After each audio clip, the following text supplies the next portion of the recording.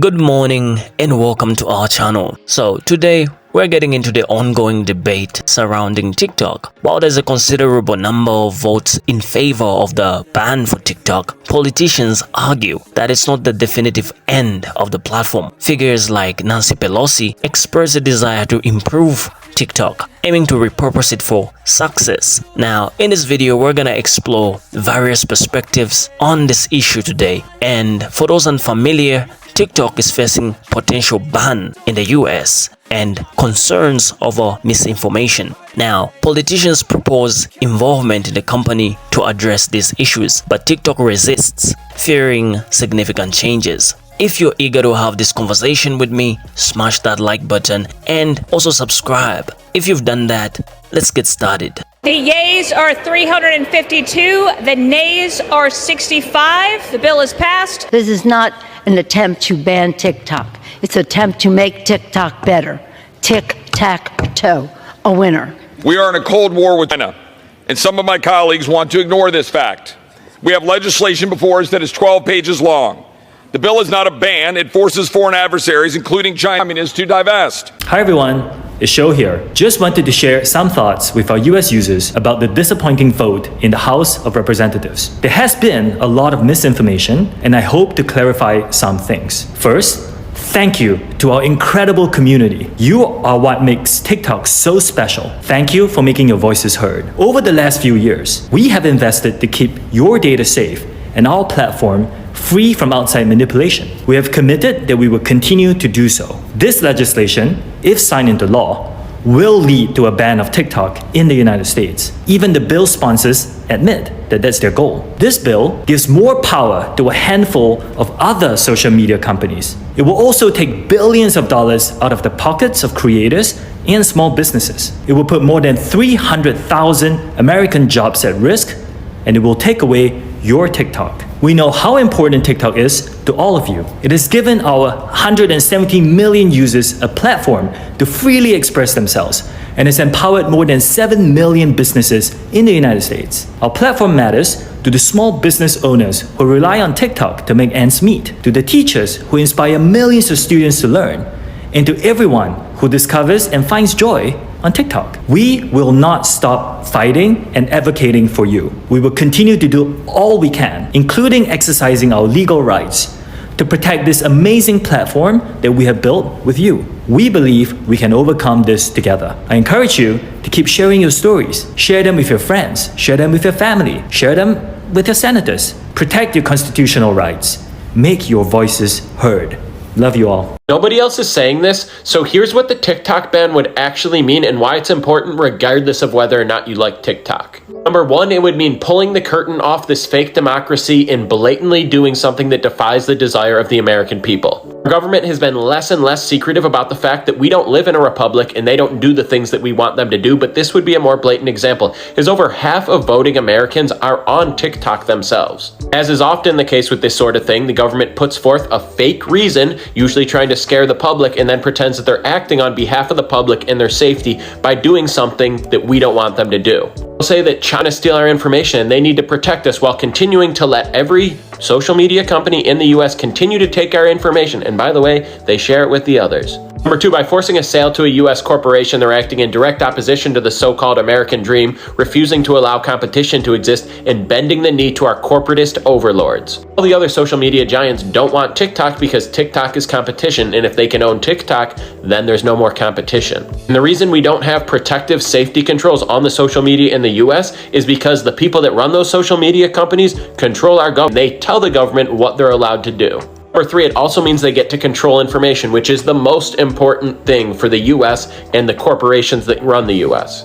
Elon Musk didn't buy Twitter because it was going to be profitable. He bought Twitter because he wanted to control speech. And there's a reason people aren't organizing on Twitter anymore in labor unions. It's because Musk, who hates labor unions more than just about anyone, is controlling what's seen on Twitter. And they don't want people like me making videos like this, so more and more everyday Americans share the reality about America, and other people say, oh, that actually is real. It's not just some thing that was labeled a conspiracy theory by American propagandists. Because they don't want people to be upset with what's going on. They want people to continue to submit to everything always. And lastly, they don't want creators making money on this. They want everyone forced into labor at the lowest wage possible and the most competitive labor market possible so they can pay people as low as possible to support the corporations and only the corporations that they care about. And by the way, those corporations would love to see all those small businesses that thrive on TikTok and TikTok marketing die. So will TikTok be banned or China forced to sell it? Absolutely. Nothing fits the corporatist agenda of America more. When people oppose it, they'll say it's unpatriotic, right? Because it wouldn't be patriotic to try to change and improve and call out the bad things in your country, right? It would only be patriotic to do exactly as you're told. The TikTok ban bill just got passed by the U.S. House, and they're basically saying very simply, ByteDance, who owns TikTok,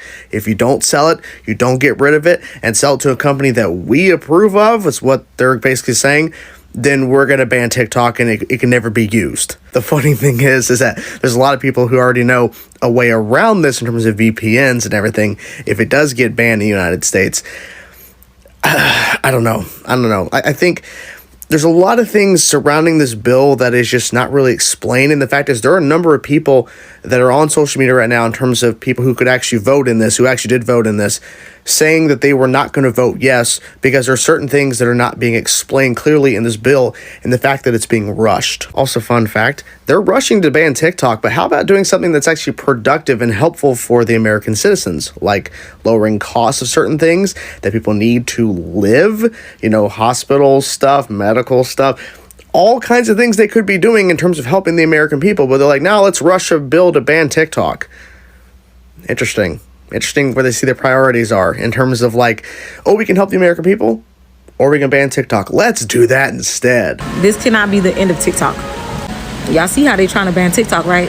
Yeah, I remember when TikTok was Musical.ly and they told Musical.ly they had to sell Musical.ly and they did to ByteDance, and now TikTok is TikTok. It's like they don't like nothing. They don't know what they want. I've been a part of a lot of these social media situations where I've been a part of Adpocalypse. I've been a part of COPA, where the government really messes with these social media sites, and it is what it is. It's like there's nothing we could do about it as creators. We just go with the flow. But I'm really bothered with this one in particular because I like that when the news talks about Haiti, I get to go on TikTok and put Haitian TikTok and I find out the truth. Or when the news talks about Russia, I get to go on TikTok and find out the truth. Like they always do some type of propaganda stuff and you find out the truth on TikTok. That's why I like TikTok, and that's why they hate it, and that's why they about to ban it.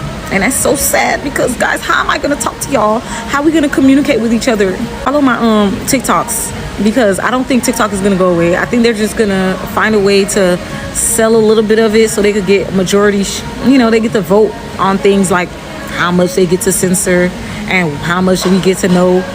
We woke over here, we get to learn about things that we can't learn on Instagram because it's censored. I like getting to learn how to make things from scratch. I like learning about the different chemicals and different foods that we're not supposed to be eating. I like that. But they don't want us to know these things, and that's why they don't like it. They don't like that we get to watch interviews by Russian presidents or the El Salvadorian president, or interviews from the people in Haiti that they can't claim are gangsters, but they're really just, activists who really love Haiti for real. They don't like that. You see the Haitian River. If it wasn't for TikTok, I would have never known about the canal. I would not have known about the canal. We need to know these things that's going on in the world. Why they don't want us to know these things? I just don't like that. America likes to censor so bad. And the guy keeps saying he not Chinese. I don't know, man. It's a crazy world here on TikTok, y'all. Like I said, it was once Musical.ly. I don't know what they're going to change it to now. So, in case you're not up to date, the US government has expressed distrust towards TikTok, sparking a conflict. While the accuracy of these claims remains uncertain, as we've discussed in previous videos, it is apparent that this is a struggle for power. Now, we all know how governments love to flex their military capabilities and all these other things. This is the same thing that we're seeing here, right?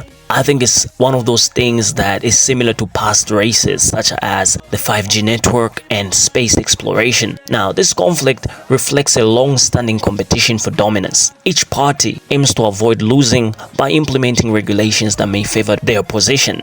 So, in the long run, it's a battle to maintain a competitive edge. Now, let's examine statements reportedly made by a TikTok spokesperson that we've seen in the videos.